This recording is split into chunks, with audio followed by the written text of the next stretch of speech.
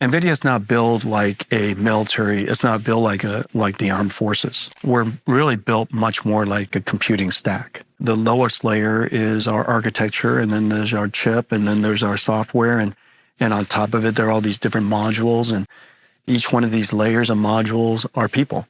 And so the architecture of the company, to me, is a computer with a computing stack with people managing different parts of the system.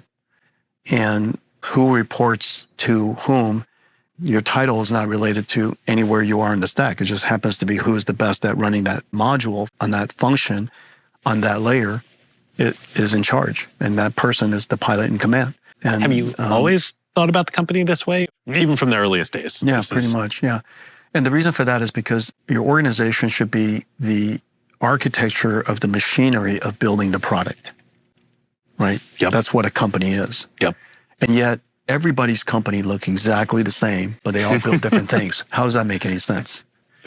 Do you see what I'm saying? Yeah. You know, how you make fried chicken versus how you flip burgers versus how you make, Chinese fried rice is different. And so why would the machinery, why would the process be exactly the same? And so it's not sensible to me that if you look at the org charts of most companies, it all kind of looks like this.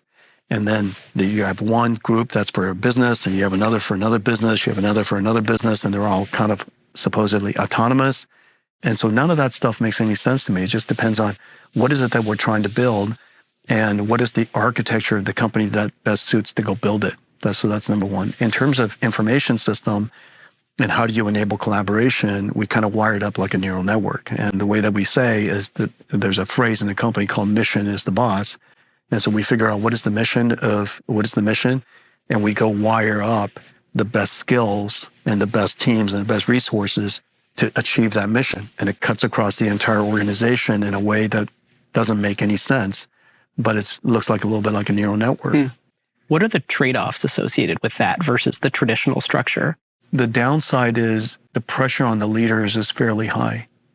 And the reason for that is because in a command and control system, the person who you reports to has more power than you. And the reason why they have more power than you is because they're closer to the source of information than you are.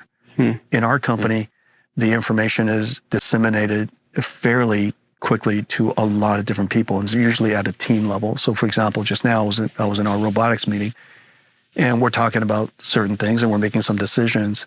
And there are new college grads in the room. There's 3 vice presidents in the room. There's 2 E-staffs in the room. And at the moment that we decided together, we reasoned through some stuff. We made a decision.